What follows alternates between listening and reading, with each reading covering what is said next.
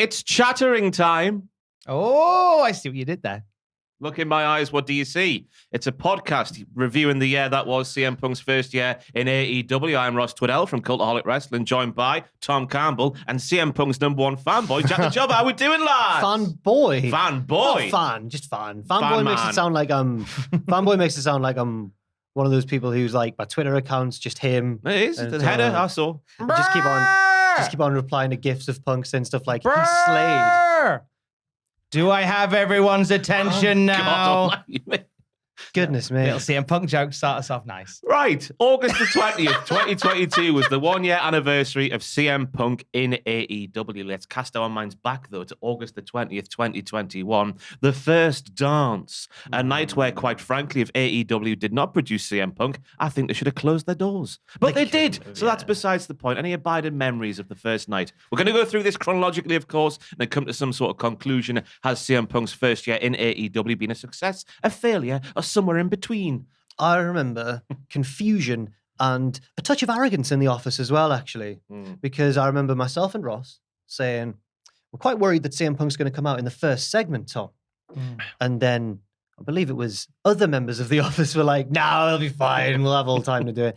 And he came out first, and me and Ross were like, oh no. And it was like action stations. So my abiding memory of it was panic. But also, AEW have since referred to it as the worst kept secret in wrestling, deliberately so. And I think it did its job perfectly, the debut, to be honest. I think it was wonderfully done how they did it out first and foremost, because it's all everyone was talking about for the show. The longer they prolonged that, the more people just go CM Punk and disregard everything that was happening. Yeah, because the whole night it would have just been CM Punk, CM Punk, CM Punk, for everything. But then I kind of, as an agent of chaos, I quite like the thought of them holding off for as long as possible, teasing it another 5 times throughout the night, having MJF come out to Punk music and stuff like that, but have him right at the end. But then I'm an agent of chaos. So I think actually what they did was spot on by literally starting the show, long shot, the CM Punk chants, letting them linger a little longer, linger a little longer, then hitting the music, and then it just silent, like the no commentary. They just let it happen, and it was a moment. It was a moment in time where like it was something that we never thought we'd ever see happen. Yeah, to that point. There's not many of those in wrestling left. To that point in time, it was the biggest story of the decade. Yes. To that point in time. Until Vince. Obviously, but that's in the future, isn't it, at this point? But it was the biggest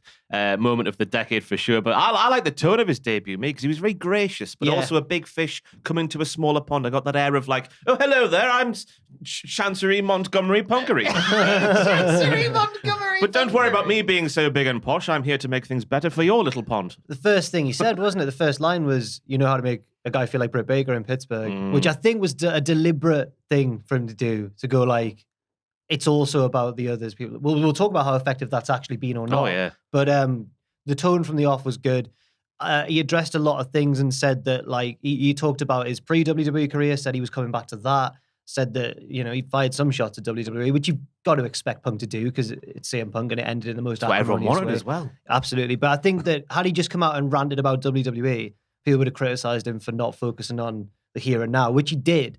And then called out Darby Allin. It was all, I think it was done pretty perfectly, to be honest. And I like the fact that Darby was in there straight away, like a new lad. Little new lad just going like, oh, I'll get the rub off you there, Chancery Montgomery Punkery. Because that's what Jack said, isn't it? Is that CM Punk's mindset, the ethos from the beginning was, right, I'm here to get people over and bring new people to the fore rather than kind of wrestle the same old people I've always wrestled. And I liked that the emphasis of the promo at the beginning was on an AEW guy in Britt Baker, and at the end it was on an AEW guy in Darby Allin, which I thought was wonderfully done. The little jab at sports entertainment in the middle for good measure. I came back to pro wrestling here on this very day. Then we get, of course, the first match in 7 years for CM Punk in a professional wrestling ring, unless you count the ones where he's under a balaclava at some little show. You know what I mean? I don't know. It looked like him, didn't it? I heard through the grapevine when we were in WCPW. Oh my God. That a certain wrestler from the British Isles had been backstage at a show overseas, and there was a guy in a mask backstage and just went, oh, and it was CM Punk. Who was it? I don't know. I can't remember that. I don't know where. I'll tell you off camera. But I don't know if that was a true story or not. I never knew whether to believe it. I reckon it's true. In hindsight, it could have been. Yeah, he can't get out of his blood, can he? Anyway, All Out is where we see CM Punk versus Darby Allin, Punk's first match in 7 years. The main talking point of the night, obviously, from All Out 2021 when it comes to CM Punk, has got to be the long boys, the long trunks. Thoughts? Yeah. I was surprised by the long trunks. I mean, it's an aesthetic thing. I didn't massively like the long trunks. I was like, why is he doing long trunks now? Has he got like a leg problem? I was just like, where's the old gear? But I guess like that's an aesthetic thing. I thought the match itself was a wonderful reminder of CM Punk. Yeah. I don't think he was at full power because he'd been away for ages. So of course he wasn't going to be, but it was the right opponent, and I think it was the right kind of match. Yeah, and I think the story being told incorporated like that he might have some ring rust and everything. It's not like he was actually botching moves and getting. Oh, they tired. come later. The Yeah, it wasn't like he was botching moves and getting tired in there. It's just that he played the part of an older guy against this young, fast opponent. And also when he, after the bell, when he says to the camera, he says, "You must have flipping forgot how good I am." Basically, I got the shivers like Ed Sheeran when he said that. I was like, oh, he's back. Also, just on the attire, I think that had he kept the long trunks for like that was just his default thing, then I wouldn't have liked it as much. But I like it when wrestlers wear a certain item of clothing for a certain match, so you remember it more in your head. So he did it with Eddie Kingston with the MMA shorts as well. So I like when he does that. Means he can get more action figures as well, doesn't it? The carny bastards. Yeah. But I think the story of the match, because I went back and watched, this is the one match I went back and watched like in full just to go like, oh, because I can't remember a thing about it. The big story was like, here's CM Punk wrestling Darby Allin. In the first portion of the match, it was just like all wrestler moves, like headlock takeovers and stuff on the mat and footwork. You know, I mean, Jack loves the footwork in the professional wrestling. Ross is a footwork connoisseur. Oh, yeah. I can't spot it as well. But Christian has the best footwork ever. Fancy footwork. Like Wonderful Chromeo. footwork. He Yeah, could watching. win Strictly Come Dancing if he wanted to. But it was all about that wrestling sort of stuff. And then Darby Allin started doing what Darby Allin does, which is bumping like a fiend and taking these big things off the apron and whatnot. And then eventually got to sort of like a sports entertainment bonanza where Punk eventually got the win, obviously. The little references to Bret Hart is where we first sort of saw them come in with all the clever people on Twitter going, look, they did that thing from Bret Hart versus 1, 2, 3 Kid. What do we make of all this as it goes bigger and bigger and bigger as the matches go on and on and on? In terms of what the little references to Bret Hart or Copying him. Masturbatory Bret Hart spots. I think it's part of CM Punk in terms of what he's doing now, which is having fun in wrestling. I think that for the longest of times, what we get from that initial promo is that he wasn't having fun doing what he was doing, and he was pretty down in the dumps working at WWE. It just didn't click for him. And WWE clicks for some people, doesn't click for everybody. And whilst he had a lot of success there, by the end it was just like, nah. So here he's having some fun with wrestling. Wrestling is fun, lest we forget. And It's very serious also. Yeah, and it's also well serious. Yeah. But I think I like the Bret Hart little nods and stuff that he throws in. I like it when they do stuff that is a little throwback that old fans can appreciate, but new fans, it doesn't take them out of the match, if you know what I mean. They always he always makes it fit the sort of match he's having as well, because the one against Darby Allin was obviously a spot against 1, 2, 3 Kid. A big man, relatively big man against a little man. He always makes it sort of fit to that sort of, you know. And even like the 1, 2, 3 Kid himself, I seem to remember was proud of it because they had like a little side on like picture on picture of both of them, which Sean Waltman shared. Yeah. So if he's all right with it, we should all be all right with it, really. It is nice. And Bret Hart is good. He's better than Shawn Michaels ever was. Oh. I switched my You've changed your tune, a few years ago now. Yeah, but I am That's fully another on team podcast for another time, I do believe. We should do it, shouldn't we? Then we go from Darby Allin All Out to a little brief feud with Team Taz that produced the most earth-shattering meme, or meme as the kids might call them, in AEW history. Send Hook. Send Hook.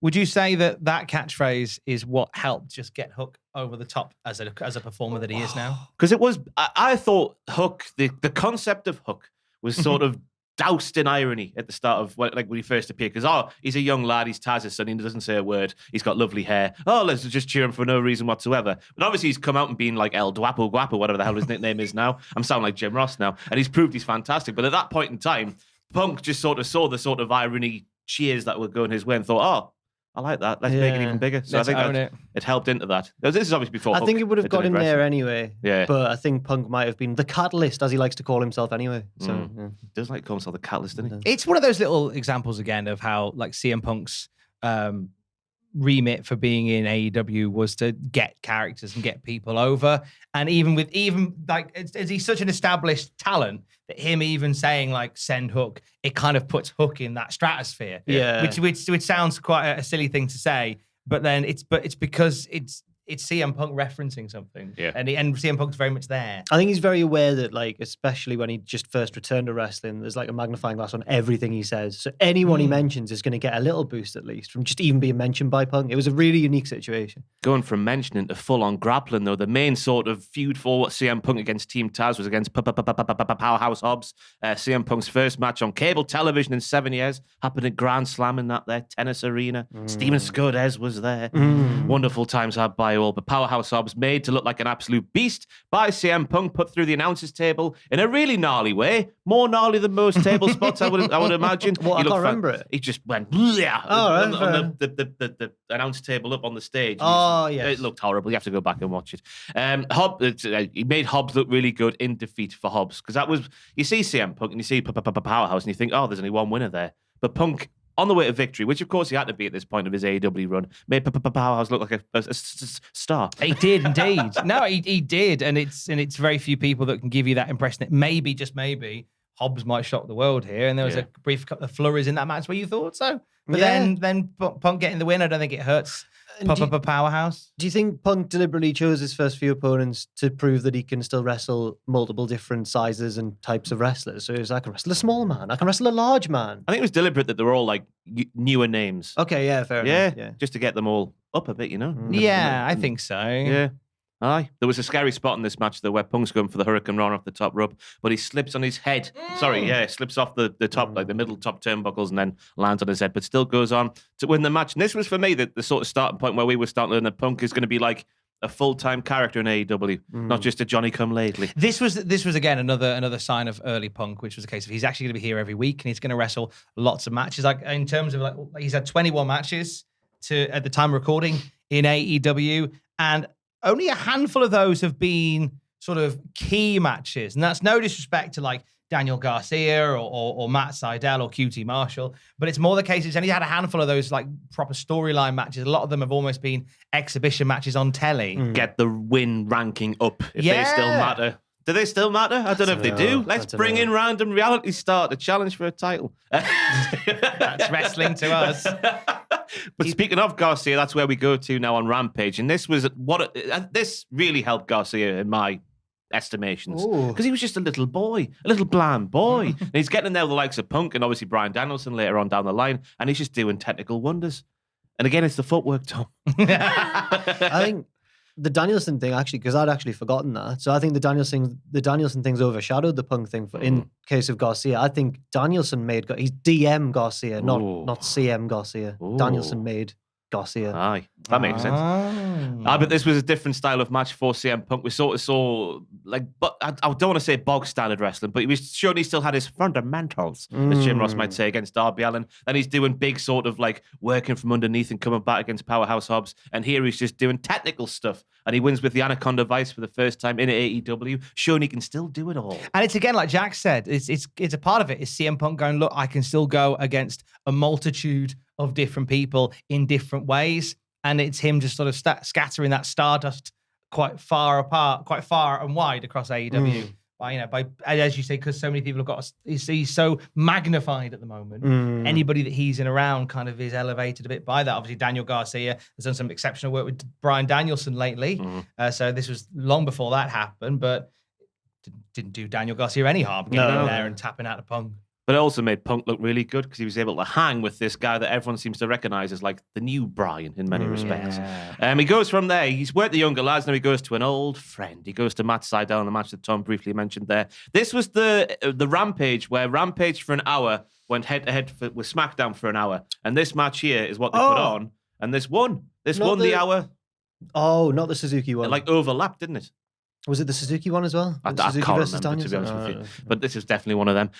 It was CM Punk versus Matt Sydal.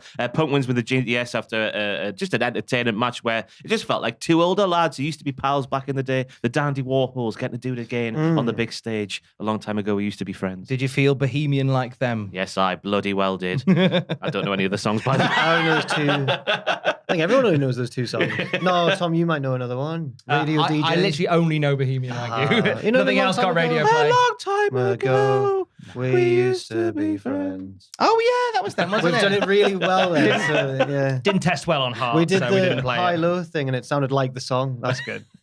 Any memories of that Seidel match? Which what a war No, of I sorts. don't have any memories of that Seidel match, actually. Interesting. Only the hype around the fact that like it was celebrations and champagne popping in Tony Khan's office, because you say that half an hour where they were up against SmackDown, it was like, hey, there's CM Punk bringing all the SmackDown audience over. I think great shout by Rampage to put Punk in there. Yeah. You know, because at this point, like this is only 4 matches in to his return. He's not been back that long, so there is still a lot of intrigue around that. So if you're going, hey, SmackDown lot, this show's a bit at the moment, isn't it? How about you come over and see an old mate and see him in what do we call him? Mr. Flippy Seidel. Montgomery Punkery. Oh, yeah.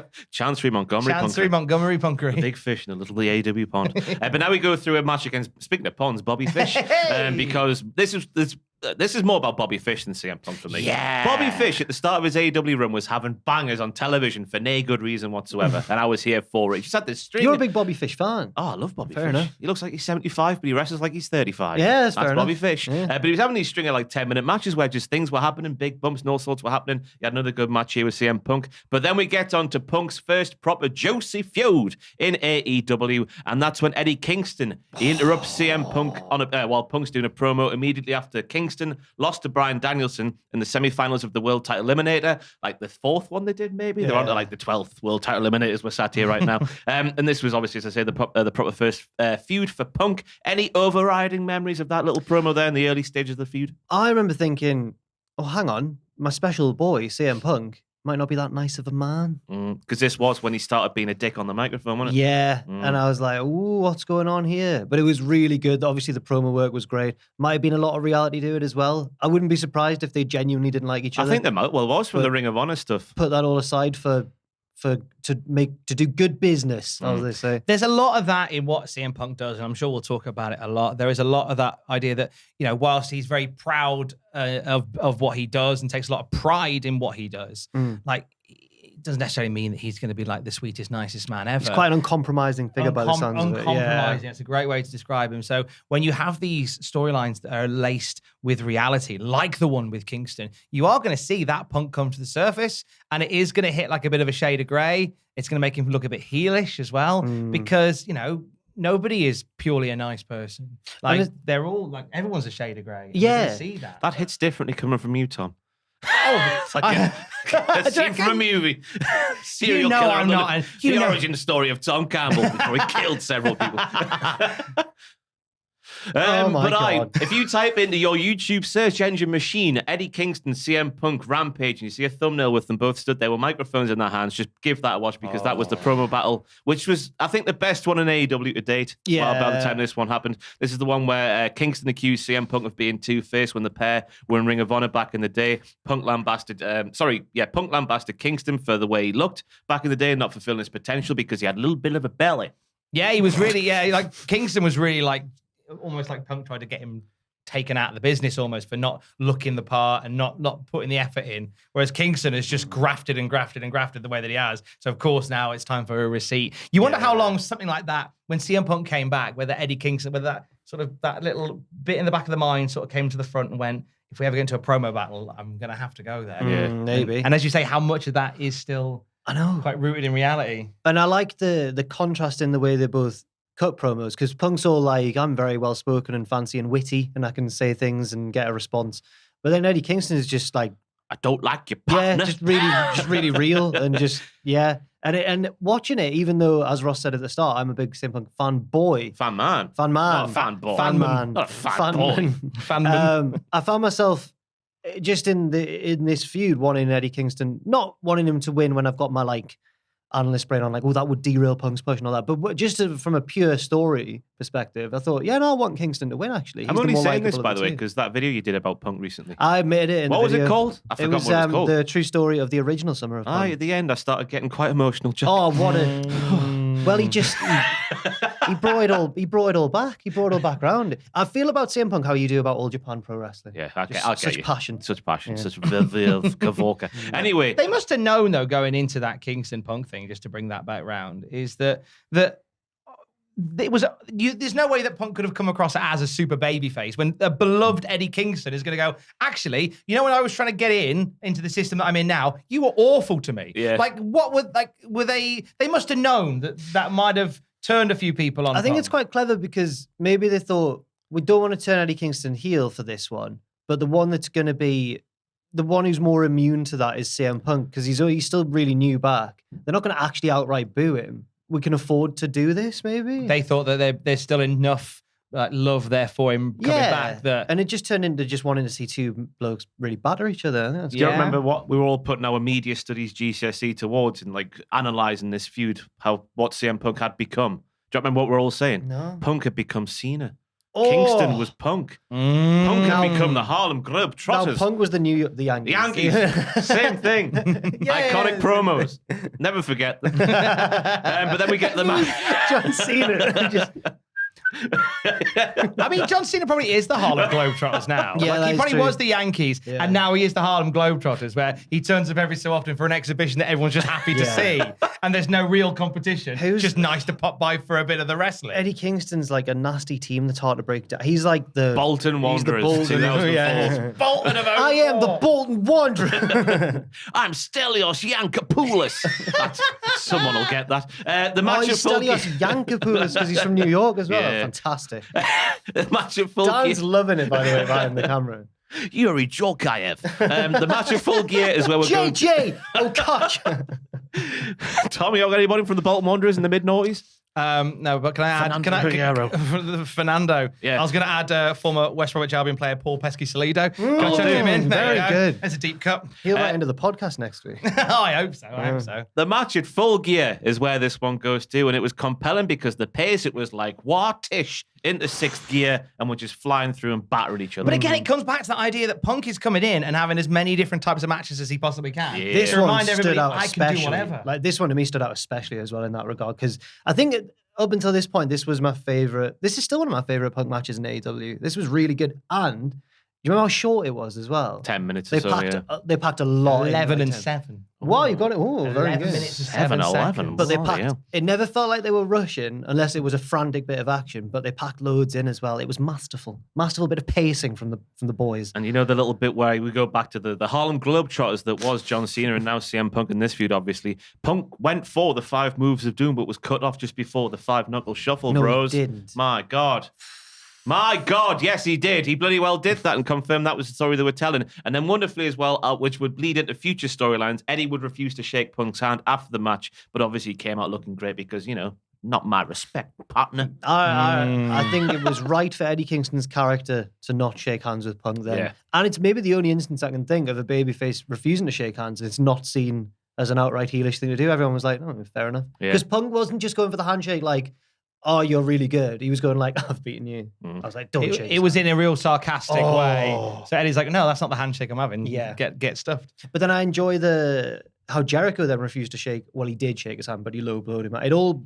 There was mirrors And everywhere. there's one more on top of that as well, but we'll find out what that is in a little bit. Okay. 3 letters. Oh yes. Okay. Yes, that one. But I reckon in the future, when Punk is a proper bona fide heel in AEW, which I think is coming, I think they're working the sheets. Do you want to talk about that now? Do you want to talk about that now? Oh, yeah. I think the dirty sheets are in the pocket of AEW. Okay, well, I think they're feeding them these stories to help build this arsehole perception about CM Punk. So then when he turns heel, Yeah, it would be real. I think that's what's happening. I've got my tinfoil hat on, well, good and proper here. Well, it's interesting because we do the Classic Nitro review, do Sam Driver and I on the podcast feed. And you're about to see on the podcast feed, I think tomorrow, our watch along of Super Brawl 96. That's the I Respect You Booker Man Pillman bit, where Pillman ducks out. And I'm reading the Wrestling Observer from that week. And again, it's that idea of this is a very real argument, a very real issue between Bischoff and Pillman. Oh, there you go. It's not entirely sure, but the Meltzer was kind of very much of the impression that no, this is a real issue that they're trying to work out. If not, it is the most elaborate work you could ever possibly imagine. So, and it turned out to be the most elaborate work you could possibly imagine. I don't know. I mean, because it's just. I don't know either. History we've had this game played before, where Sheets are certainly fed a certain narrative to go. This is definitely what's happening. I love the fact that we're all getting worked sometimes. Now. I'm just going to put I'm this all right out with there. it. I'm going to circle back round to this point at the end of the video because then we'll have the more evidence there. But this is the first. The Kingston feud was the first example of someone going on AEW and cutting a promo about how much of an arsehole CM Punk was backstage, and it won't be the last time we'll see it. In the first year of CM Punk and AEW. But also, I reckon if Punk does turn heel, Eddie Kingston will be proven right, and that could be a world title feud. That look, I was right way back in the day. Yeah, I told you. I told you. I told you so. Like when Sting said Jeff Jarrett was poisoning TNA. Exactly the same as that. What we all thought of, right, lads? Yeah. Am I right?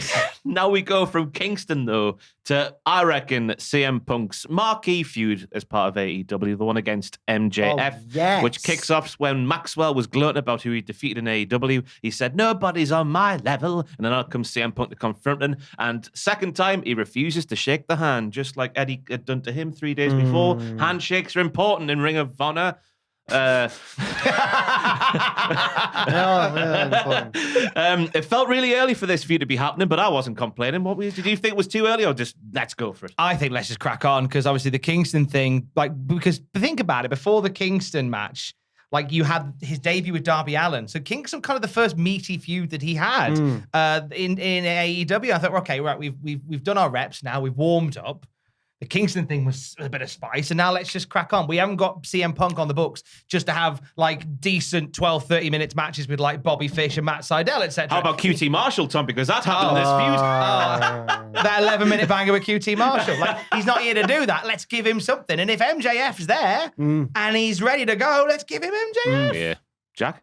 Yeah, I agree as well. I think that if you'd held off for too long, then you kind of lose a bit of the, I don't know if shock value is the right one, but I remember being surprised when the feud happened so early, but not in a bad way. I was like, all right, we're doing it now, let's go for it. And it was when Punk came out and didn't say anything and just laughed at him and walked to the back. And I thought, oh, this is gonna be different. I'm gonna enjoy this. Yeah, it was bloody different, wasn't it? Yeah, it was. Oh my God, we didn't see the directions this one was going. But obviously the promos played a massive part in this one. Obviously lots of real life stuff was mentioned, like the failed MMA run of CM Punk. CM Punk calling MJF a less famous Miz, which was used as we're sat here now last night on NXT. They take from the best, don't they? They really What a wonderful do. Promotion of the year. The comparisons with Cena that Punk clearly doesn't want to have with him. MJF was throwing them at him. Punk comparing MJF to Triple H in that he'll only be successful if Tony Khan has a daughter he could marry. Yes. This, that, and the other. PG Punk, of course, was brought into the lexicon of AEW as well.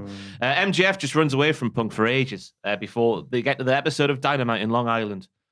This was weird, but also wonderfully done. Yes. This is where the crowd are just take it in a different direction, but they AEW kind of anticipated it, and they lean into it. Yes. And they own it. Did it enhance the story in any way?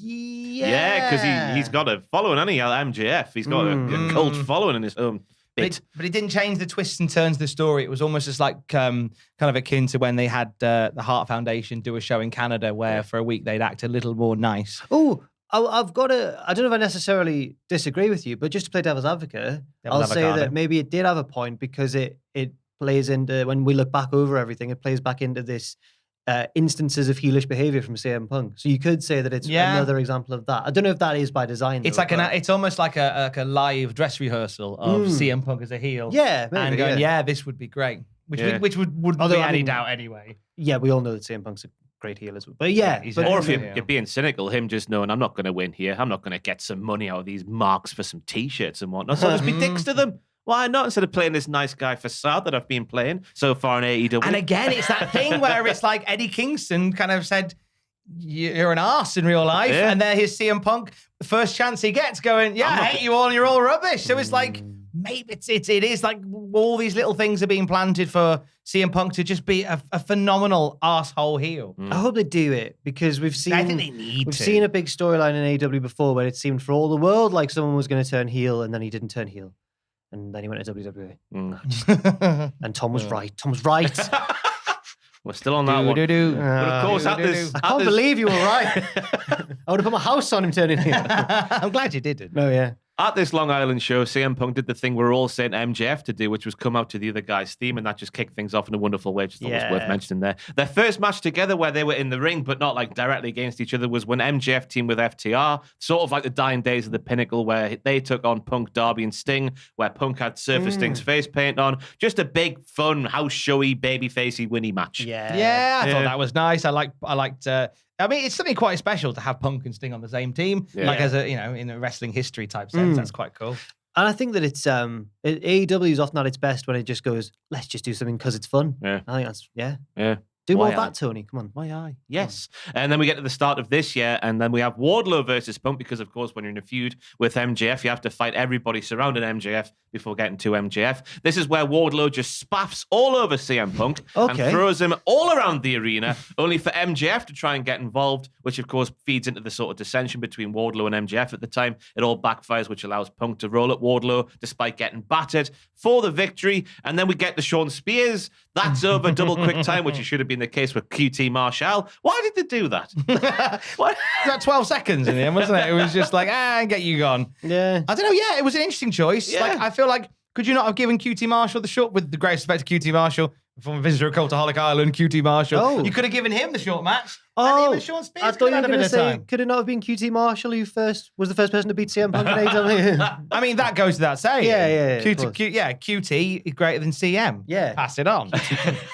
But then we get to Punk versus MJF, not on a pay-per-view. Oh, no, it's on a Dynamite where, for the first time in 6 months, Punk's first 6 months in AEW, he was undefeated. I forget how long it was. Tom, it was in the 40s, was it not? The match length? 40-odd minute match. Yeah, like a good chunk of the entire episode of Dynamite. Yeah. What a belter. Punk in his hometown, like really hometown arena. Because it wasn't the All-State, was it? It was the other one.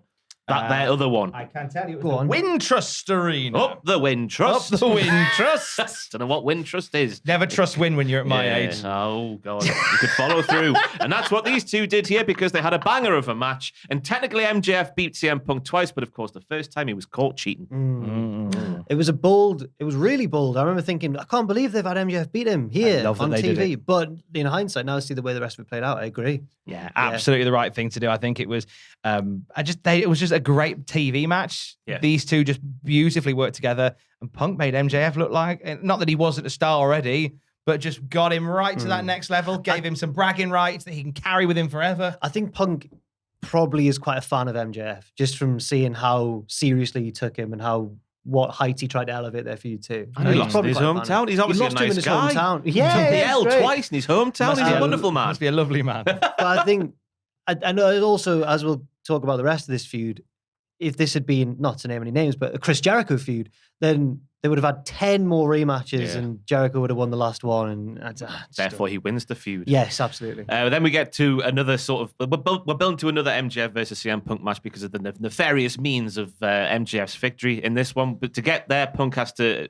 he wants to pick the stipulation, does Punk, but to get there, he has to once again defeat people who are surrounding MJF. This time he has to defeat FTR in a tag team match, where his partner, CM Punk's partner, pronouns pal. It couldn't be Sting or Darby Allin, so he called upon who? Do you remember? No. Don't know. John Moxley. This was Moxley's return match. Obviously, CM Punk spoke so wonderfully about Moxley when he first took his breakaway to go to rehab, and that sort of came full circle with Moxley coming back to help Punk in this match. Now they hate each other at the time of recording. Yeah, I do too. Bloody terrible, isn't it? It is. Hey. Tough time. Yeah, it is. Tough time. Any memories of that one?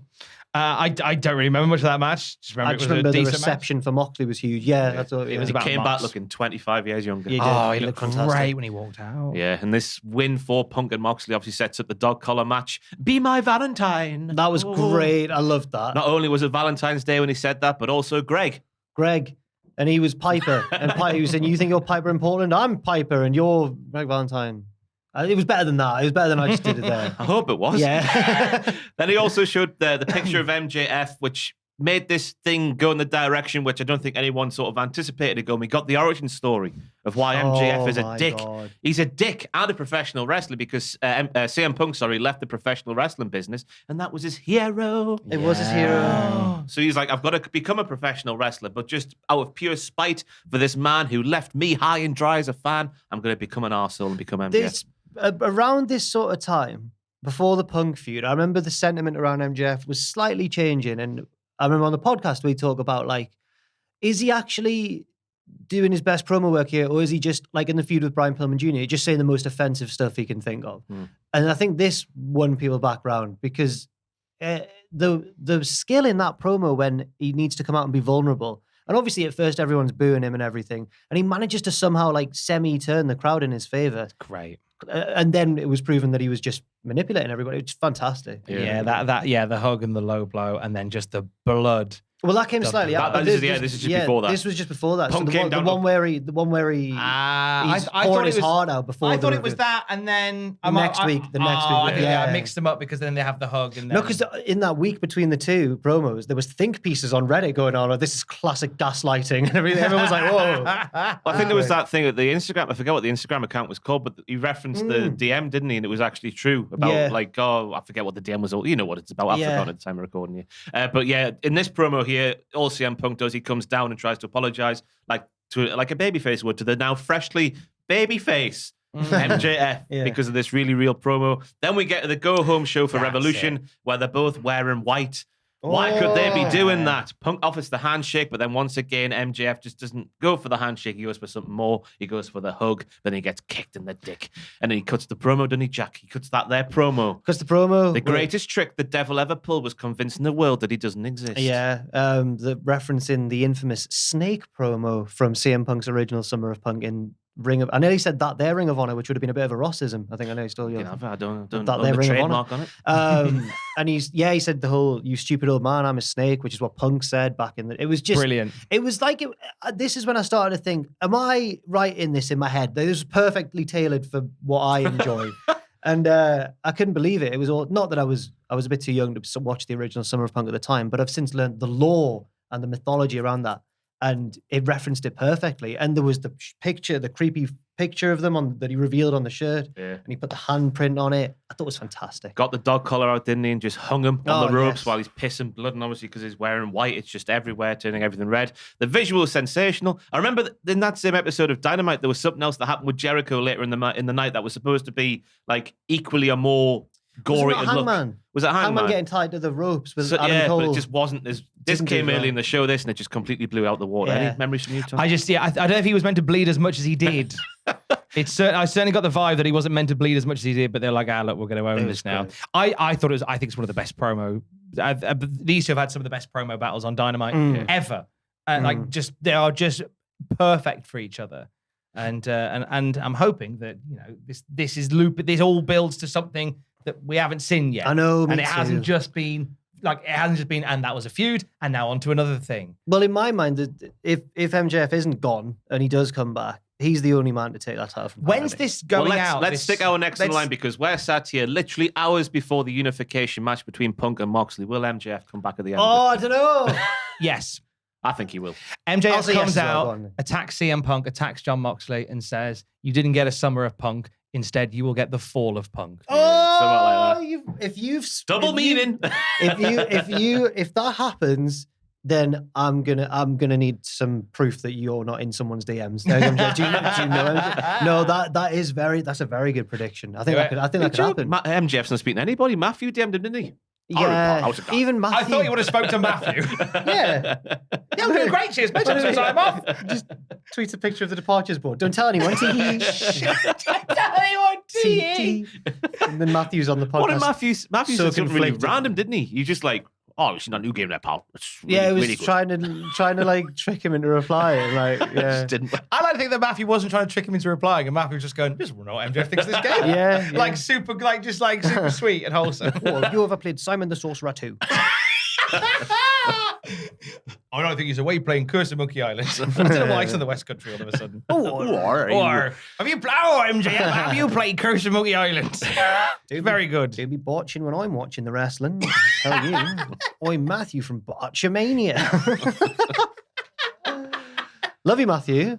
Hello, Matthew. Hello. He's not watching this. Anyway, this same Dynamite where we see the dog collar and the blood and the snaky promo and whatnot was the Dynamite where Tony Khan revealed that he had indeed purchased Ring of Honor, which was bloody good timing, so it was, because what happened when we got to the pay-per-view, the match itself, CM Punk brings back his entrance theme, which angered people who only covered WWE. Yeah, I thought there was an unnecessary amount of anger for this from people because they did it. They did the entrance. They explained it. And then on commentary, there was one line from Excalibur that explained it. Yeah. It's like, it doesn't matter because they explained it. It's a bit like rude jokes at a panto, right? Okay.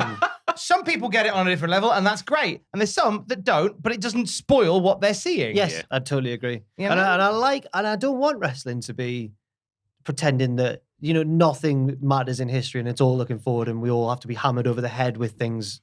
I like nods to people who might have remembered things from years past or whatever. I like that in wrestling. I like it to be a rewarding viewing experience. Edge coming out to the Gangrel entrance at SummerSlam. Yeah. Roughly around the same time, Exactly. I want to say. But it's like, well, that was fine. It Why also- is that fine and that's not? Just because you remember that one more. It also made Cultaholic's own Jack Atkins destroy his living room. He said that he tweeted when the Punk came out to AFI. Yeah, That's just what Jack he Atkins would he do. tweeted that he was currently trashing his own living room. But obviously, it had historical context because of the stuff with Raven and all that sort of stuff. And it was just, I thought it fit what was happening. It just fit what was happening. It was perfect for it, but if you didn't get the reference, it still didn't affect what we saw. It still was a like it. great match. Still a gnarly tune, bros, isn't it? We still heard Cult of Personality because MJF came out to it. He The did. sneaky devil. He finally Oh. did it. But of course, this was the match where Wardlow solidified his turn away from MJF just by leaving the Dynamite Diamond ring on the apron for someone to pick up. And it just so happened to be CM Punk who got But there before first. that, he did that brilliant gag that all best men do at a wedding where they go, oh, where's the ring? Oh, no. Ruined the day. Oh. You've been to one too many weddings recently. I may have been a best man at a wedding. Sorry, Sam. Happy birthday. That doesn't sound like you to Did you do put a that. twist on it, or did you just do the did you just play the classics? With I did a best man speech where I said I'd like to start this best man speech with a quote from my favorite film, Ghostbusters. Oh. There's ghosts everywhere. What do we do? okay. Now I met Sam. Very, very good. Thank you. I'm the best at best men's. I was a best man. You're This the best bestman. Almost as good as Wardlow. We go, can't find the ring. Can we get things back on Sorry, track? Ross. This is serious reviews here. Wait. I apologize. This is professional Should have had the wrestling. Ring of Honor entrance. It angered me. Yes. I turned off the television immediately There you go. because I There's- didn't understand the reference. There's Tom's opinion. I thought this feud was fantastic. I didn't, by That's the way. all you It say. was my feud of the half year at the half year Culty Awards. And I think unless something massive trumps it, I think it'll be my feud of the year as well. Yeah. Just like how NXT 2.0 will probably be your promotion of the year. Well, who knows what might happen in the next few months. But one thing that we need to know is that during this little thing, it was just after I think MJF promised that he and Punk would meet again somewhere down the line, and it would be his downfall. So it could be the fall of Punk. Fall of Punk. The autumn of Punk. Doesn't quite work in English. Is it? What are you The overriding? pumpkin spice latte of Punk. Give us a little summary of the feud there, Tom. I think just two masters on the mic who dug deep into the wells of their own hubris and their own mental anguish to bring out something magic. MJF has a wrestling career right now that hopefully he'll come back to tonight, maybe, Fall of Punk. But beyond that, a beautiful acting career. And this is showreel stuff that he was doing with Punk. And CM Punk, I think, finally getting his teeth into something really meaty that didn't necessarily lean on things that happened in a previous promotion and more leaned on like the impact that someone like a New York Yankees does have, inspiring somebody to get into the industry and then ending up fighting with them. And it just told a wonderful story that I genuinely hope tonight they loop back round I to. hope so Or as if not well. tonight, then at some point they loop back round to. I just can't think of a main event at all out that they could do without having built to it for this long. It needs to be MJF, doesn't it? That's the thing. Why would they move it forward a couple of weeks? Hopefully Natasha Bedingfield's right and the rest is still unwritten. Well, hopefully it is written. MJF's coming back. That's Well, it. It's written. yeah. I'd argue it writes itself. Feel the rain on your skin. And then we get to Dax Harwood, the match, which it might seem a bit innocuous to some. It was a fantastic match, of course, but it was a Bret Hart wankathon. Oh, That's the I first thing imagine to the say. footwork was insane. I had to watch it alone in my bedroom. Ross's footsie index was up that night. But I need to mention this match because this was the first match where we saw Punk go. The first one where he referenced the title and not some sort of scratching diverticulitis. I've got diverticulitis. Do you mean Shane McMahon got diverticulitis from a match? Because Brock Lesnar, someone beat him up. But Brock had it, didn't he, during his UFC Oh, yeah, run? Someone beat up Shane McMahon. It was like, Shane McMahon has now got diverticulitis. I didn't know you could get it from getting beaten No, up. you can't. It must be like Stranger Things. Yeah. You get bitten by the mind. The diverticulitis monster. Lives within you. Anyway, we get the first little who I'm coming for the title. That's the first proper note that we're getting. The Punk's going for the big one. Over the next few weeks, though, Punk's a little bit rudderless, so he is. He's just having these random matches to build up the win-loss record and get himself like top of the charts so people can't argue and go, oh, you don't deserve to be here for your Professional Wrestling World Championship. He beats the likes of Max Caster, Penta Oscuro, which is where Punk was selling the knee so much, either people thought he was botching or he was botching, and he was selling the knee to cover up that, if that makes any sense. So was he botching? Was he not? Does it matter? I don't know. I don't know either. I think that if it was the second one, then at least it's the mark of a veteran. You can do that. Like when... I still don't know if Christopher Daniels botched the best moonsault ever on purpose or not. I think that was on purpose, wasn't it? Was it? The knee gave way. I think that was quite a deliberate plan. Oh. But he's doing this because Hangman's obviously in this feud with Adam Cole at this time. And then we get to the final bit where Hangman eventually confronts CM Punk after CM Punk got his final sort of win, totting up victory against Dustin Rhodes. And then we get to Double or Nothing 2022 where the world title match is on and all the promos they cut are just straight down the line and nobody upsets anybody else. Okay. Very safe. Yeah. I don't know, because the stuff they did on BT recently with Hangman going like he's giving the Dark Order a pep talk backstage and someone comes back and goes like, oh, by the way, Hangman, Punk's in the ring just called you out. He's like, it doesn't effing matter. I'm doing important stuff here. Would Hangman do that if it was like really, really, really real? Like if it was like, I think he would. You reckon? Because I think there's factions in AEW behind the scenes and he's part of the Young Bucks crowd. And I reckon that Punk's not. I'd like to see, Football Manager, you can see the squad hierarchy, you can see the friendship groups. Yeah. I want to see that for AEW, but in real life. Because I think the Bucks might go on, Hangman, do it. Stick the knife in a little bit. But I don't know. I mean, I'm just wildly speculating. Yeah, I thought if they were going to do something, it would have been a bit more like on the nose, like, oh, I'm upset here. Or like there's something he's legitimately done, not just like, here's a random funny skit backstage that's been bled into this thing that's apparently melting the backstage camaraderie within. Maybe they're trying to like diffuse the publicity around it and say it's not that deep, sis. But I don't know if that's true or not. What do you make of the Punk versus Hangman sort of partnership? Two mega baby faces. Relatively early on in Hangman's reign as well. I'm conflicted because Punk's one of my favorites ever, but Hangman's story has probably been my favorite in all of AEW. And obviously I don't know him as a person, but he seems like a top bloke. And I don't want Punk to be nasty to him. So I'm conflicted in a kayfabe level and in a shoot level. I think what was a shame was like Hangman's story was excellent. It was one of the, as you say, a great story that was told in multiple beats over AEW. Yes. And then he won the belt, and then that story ended. And then it's the difficult second book, which they basically wrote in crayon. They didn't quite get their head around, like, what do we do now? Like, we didn't think this far ahead, it seems like. So then when Punk came along, it was a shame because whilst it should have been like, we should have been basking in the glory of Hangman Page, having fought all his demons and was, riding ahead on AEW, we were kind of a point where there's a lot of people ready for Punk to put Page out of his misery and end the reign, and it was just like, that's a shame that it was at that point. Yeah, because it shouldn't have been.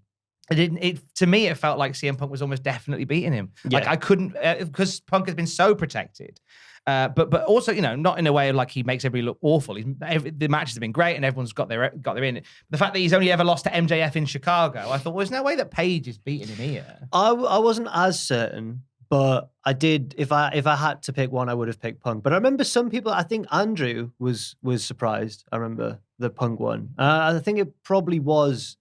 Maybe a few people were surprised just because it seemed like Hangman's reign hadn't fully developed yet. I suppose. Yeah, that was the thing for me. That it just didn't seem, because the Hangman's reign was bad, wasn't it? I mean, looking back on it, the journey they got. I know they. How do you ever? It's the whole like the chase is better than like, how do you ever top that really? By planning it a little bit better. Yeah, absolutely. Ooh. But then all these, just saying, then all these massive names are coming in. It's not like it was a surprise that Page won the title. Well, what do we do now? No, I know. You knew you were going here. But you can't. I don't know. Maybe the best laid plans and all that sort of thing. Like maybe you wouldn't have expected the crowd to be so ambivalent about Hangman versus Adam Cole. But in the end, they just started chanting, "Let's go, Adam," and it kind of ruined the... I'm going to get... When they started telling the Hangman story, I doubt Punk was even in their thoughts. Yeah, right. Or was he? Because I know he'd been in negotiations for like a year, but waited for the sort of pandemic. But I mean, I was surprised that Punk moved into the title scene as quickly as he did, to be honest. He's suggesting that Tony Khan got distracted by the amount of wrestlers that he was hiring and Well, didn't focus on what he was doing. Yeah, maybe. I don't want to play with you anymore. He needs... is the Hangman. He's a cowboy as well. Oh, my God. And Punk's a spaceman. I can't believe it. I don't know what I was about to say. He doesn't do drugs, kids. Yeah. He's not that kind of space. Different kind of spaceman. He's not Sam Ryder. The Eurovision man. The Eurovision man. Not the one who looks like he's always on drugs with his big wide mouth. Anyway, Hangman did all that he could do in this feud because I think he saw the writing on... I think the powers that be saw the writing on the wall here. Punk getting more chance than the babyface champion. More loves and hugs and kisses than the babyface champion. So he turned it into AEW versus CM Punk. And now Hangman put himself in the position to save the promotion from Punk and his evil ways. Didn't do very well. No, he didn't. No. It was a 26-minute match. Once again, a couple of botches again from Punk. We've got to mention them for reasons. I don't know why. Lariats, Punk. Yeah, back and forth thing, but Punk eventually got the win, obviously, with the GTS. And the comeback story do be complete for CM Punk. Thoughts on the match itself? Not the best one, but still good enough, I think. Probably the best match of Page. Maybe one of the best matches of Page's title reign. Yeah, and that's no disrespect. I know, like Archer. Him and Archer had a belt of a. Two good ones with Danielson as well. Were they title matches? I think so, weren't they? Of course. What am I thinking? Of course it's not, because he had that flipping half an hour battle with Bryan Danielson. He did. Yeah, no, this isn't the best of his... No. Okay. It's down one of the worst, in fact. It's the worst. No, I think it was good enough, but is that what people want from Punk versus Hangman? You know what I mean? I think I feel like they could have developed it a bit more. So I think maybe looking back on it, like the Bryan Danielson Page match was kind of what maybe this should have been, because it very much felt like Page was defying the odds by hanging with Bryan Danielson. And okay, admittedly, your champion shouldn't be every week going, can I hang with these guys? That's what Kevin Nash, because I was thinking, he's hanging with Bryan Danielson. He's obviously the world recognized as the best in the world, doing the wrestlings and whatnot. But then Kevin Nash was like, you've made this guy champion, and then his first defense is a draw.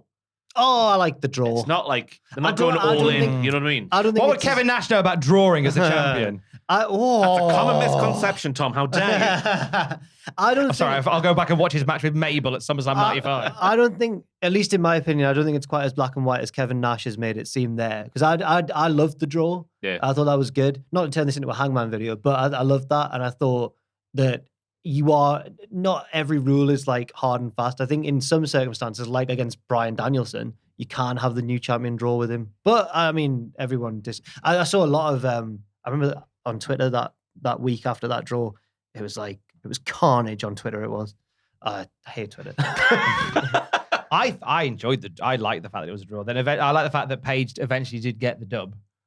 But then does it make the Punk loss more deflating after that? Yeah, it does. Right, fair enough. Absolutely does. I can see it from both sides, to be honest with you. On the next Dynamite, though, obviously Punk's floating along in AEW. He's come back. He's won matches. He's had the best feud, maybe in the career, in the promotion's history, potentially. I don't know. It's in the conversation, at least with MJF. He's floating along. He's won the championship. He's appearing on Dynamite. He's thinking, nothing could go wrong here. Let's do a stage drive. We've done a few of those before. And then it's not obviously confirmed that the injury happens here, but he definitely just sort of jumps and sort of lands half on the barricade, half not. He gets back up on the elevated rampway and he's hobbling. And it looks like that's where the injury happened. And obviously this is where the wheels come off for CM Punk, because he has to take a break and get surgery because of a buggered foot. Well, I think, I do think it was in that bit, because that same night, we have MJF and his pipe bomb.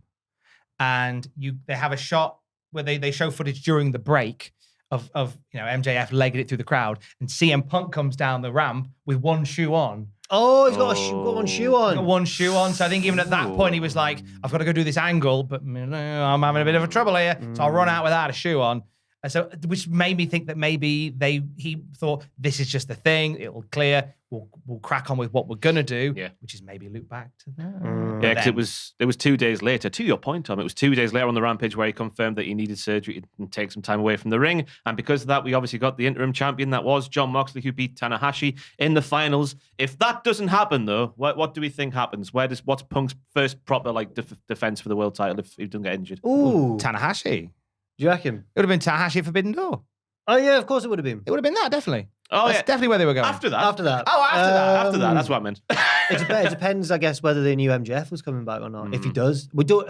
This is a bad day to record this on. We don't know if MJF's coming back. Well, we'll just review the podcast curse strikes again. This doesn't count for the No, first of year course. tonight. Yeah. I reckon it would have been then maybe against maybe a Garcia or a Wheeler Yuta or someone like that. Someone who he'd beat, but he would. Oh, but not on pay per view. Is this first big feud? Well, First, yeah, first I big don't know title then. I defense don't know. feud. I think they'd have gone back to Page. I think they'd have done a rematch against Page. Have a lose again? Yeah. You lose again. Yeah, they would. I think that's where they would have gone. And it kind of feels like there's part, like they kind of tease whether or not the words of Punk were planned or not. I feel like that they would have gone back and had that match. I feel like it would have been Tanahashi at Forbidden Door. Then they would have done Page Punk again. And I think then All Out would be where you'd see the return of MJF, Fall of Punk, lol. And then from there, I mean, we could talk about that in a little from bit. there, I think that if it's one of those ones where it's so clear in my head that if AEW don't do it, despite all the logistical issues and all the difficulties I'm sure that come along with bookings at a long-term storyline, I'm going to be livid. I want it to be MJF beats Punk, and then Kingston beats MJF, and then he's the champion. Ooh. And then Punk is And then jealous. and then we all cry on the podcast for 4 hours, and Matthew's just delighted, just weeping happy tears. Eddie Kingston's done it. He's done it. Anyway, but Well, you got to kind of, it's two directions. It depends whether or not you want to lean into CM Punk as top heel. Because I think if you do want to lean into Punk as top heel, I think you have it. I think you don't do the MJF thing, and I think you have him controversially beat Moxley tonight. No, there's time for him to turn heel in the future. I just get it done. That's what my heart wants, is a Moxley win, which sets Punk off. See, this is it, because I know like Tony Khan, it seems, has been very laser focused on this is the story I'm telling. We're going to get back there now. But you kind of got this wonderful Jon Moxley title run going on that I think is arguably better than his first one. Yeah, I think it is. And it feels a shame to kind of go, like, sort of etch a sketch that away and go, anyway, back to what I was doing. Yeah. Like, whereas this has actually been quite a compelling. And I think with the real avenue. life perception that's now on Punk, after everything we've read over the past couple of weeks, I think now's the perfect time for him to be a heel on TV as well. I think it all just fits. It all writes itself, Tom. It does, especially since the amount of words that have been given to, like, is the Punk and Page thing a real thing? Like they've planted these seeds and they're growing very quickly. So I'll tell you what, if MJF does come back, they need to have him beat Punk. They can't bring him back. That's the biggest story in wrestling, and then have him lose. I don't think that makes sense. They have to have him win. No, because again, it depends on which direction you go in. If Punk does beat Moxley this week, but depends where you want to go. Because you can either have a fabulous heel run with Punk, maybe have Eddie dethrone Punk as a heel. Bring it all. I told you from the beginning he was a wrong. I don't know why he's Barry the Shark. So there's a story you tell there, or whether it is having MJF beating Punk for the title. Fall of Punk, I'll have there's that. various directions that can go in, and I hope they pick one of the good ones. I hope they pick a good one too. Yeah. Or Tony Khan brings in John Cena and has him win the title. Imagine that. No, that would be class, Tom. No, that genuinely, that would be awesome. I just don't think he's brought in enough guys yet. Oh, if he brought in AEW John Cena, I think, that would be fantastic. And the NWO. Yes. Yeah. But August the 22nd episode of Dynamite, that's where Punk makes his big comeback, of course. 1 year and 2 days, after his return to professional wrestling as a whole, to help the BCC take down the JAS. And the stare down with Moxley is great. And then we get the title match, which was obviously announced for All Out, and it's brought forward to tonight at the time of recording. And then we get the promo where apparently went into business for himself and said, things about Moxley being the third. Well, that's not the business bit. The calling out of Hangman was the bit where he went for that business. was the business. The business, yeah. And just saying that Moxley was, the third best man in his stable twice in his career. Ooh. Second best Johnny's Who was beaten the other in- Eddie? Guerrero? Umaga. Was it Umaga? Yeah, that's his real name, isn't it? Oh, right, okay. I don't think that's been confirmed, but that's what That's people think. that's Okay. what we were working out upstairs. Oh. So it was, what was he called from unnamed promotion? We mentioned it on the podcast last week if you want to go and try and find it. I forget what it was. I don't know what you. Yeah, there was a guy who wrestled in 2005. Oh, Jimmy Rave's tag partner, I can't remember. Eddie Starburst. Oh, something like that. Yeah, Something like Eddie Starburst. Yeah. What? He used to be called Eddie Opal Fruits.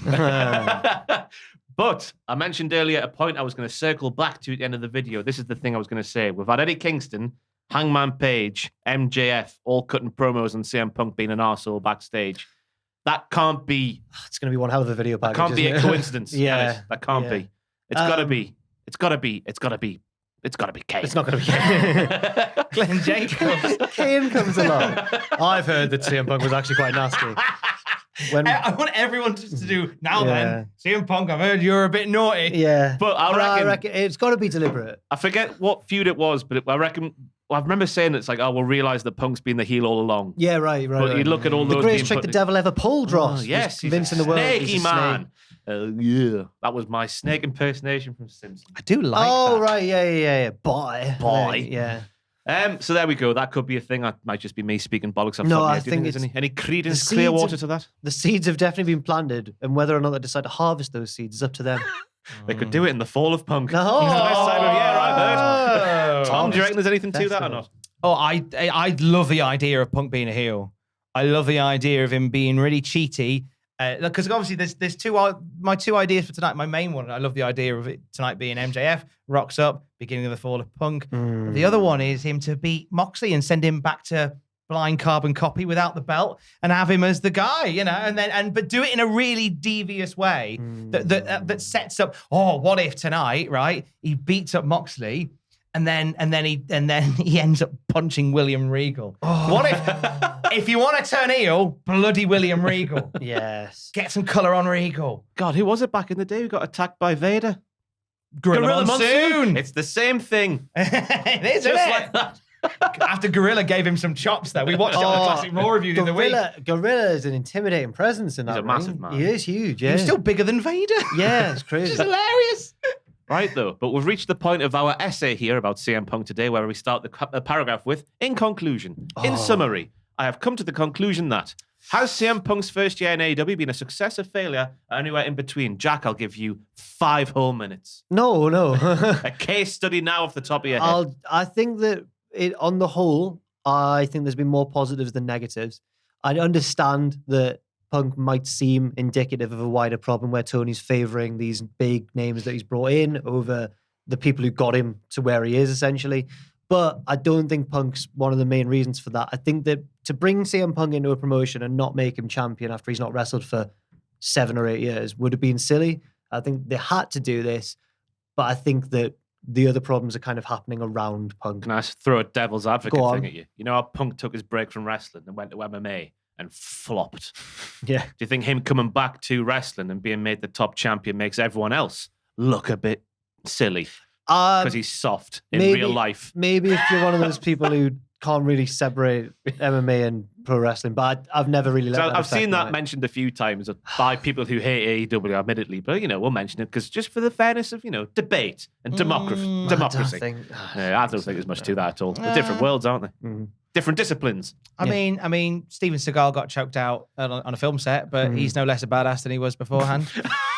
Yes. Don't absolutely. compare Punk to Steven Seagal, the biggest fraud in the history of the world ever. How dare you?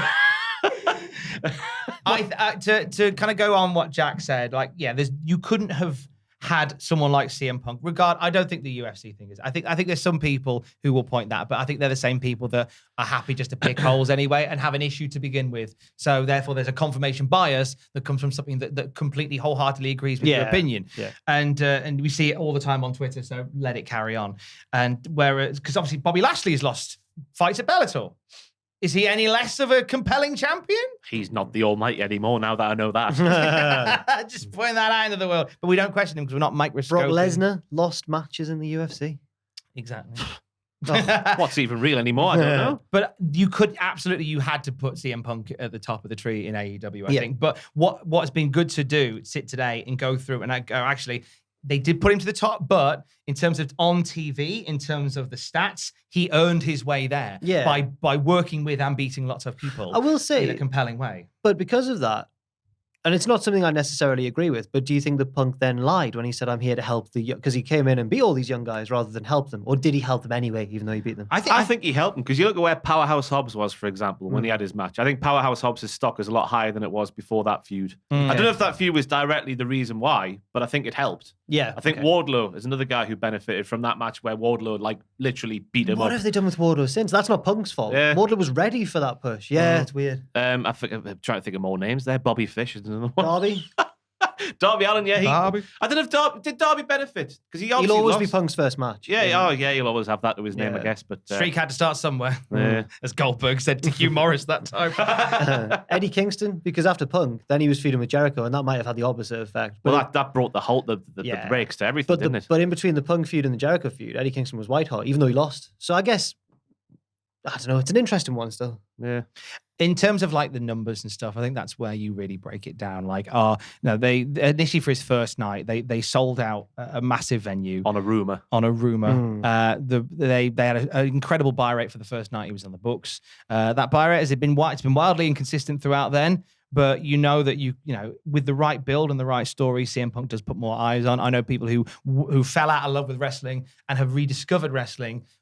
Mainly through CM Punk's return to AEW, weren't that bothered about AEW before, but it's like, oh, CM Punk's there. Oh, okay. So I do know a few people that have gravitated back to wrestling. So that's really where the proof is going to be in terms of whether it was a success or not.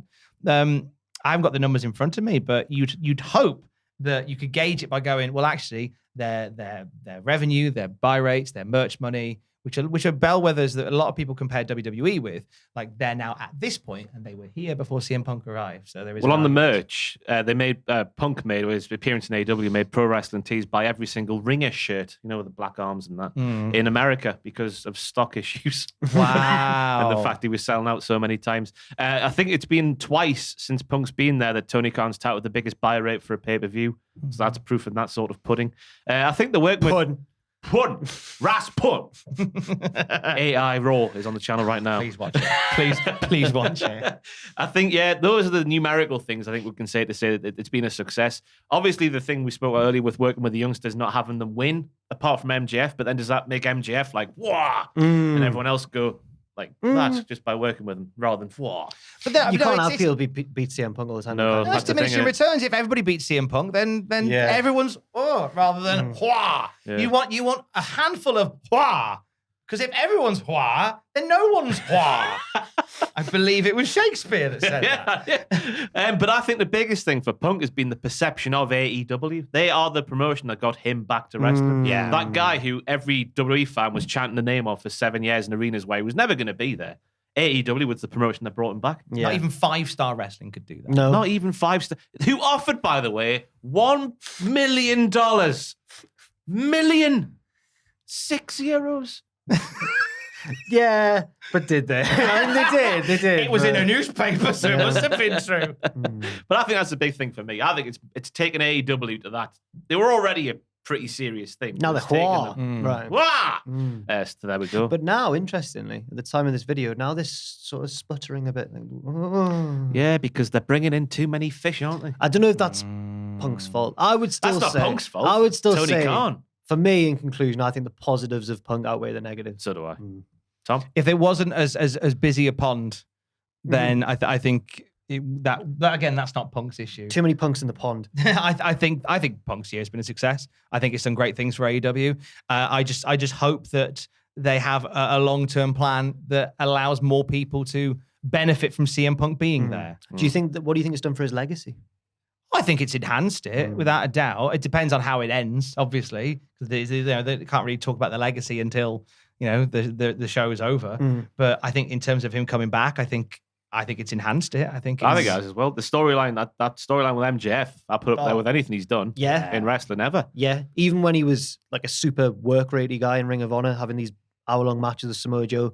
But in terms of storylines, it's probably up there with the Cena one, maybe. Yeah. It's really good. It's definitely in the conversation. Yeah. But it's just important to say once again, we're doing this discussion from August the 20th, 2021 until August the 20th, 2022. Anything that happened after that, So if this video ages like milk, it's because of stuff that happened after August the 20th of this very year. So let us know what you think in the comments down below. Has CM Punk's first year in AEW been a success or a failure, or anywhere in between? Huh? When I did my true story of CM Punk, he seems to cause a lot of big feelings one way or another. So be ready for the first few comments to all be about how he's a fraud and everyone hates him. Because that's what happened on my video. I was like, what have I done? He's rubbish. Next. Yeah.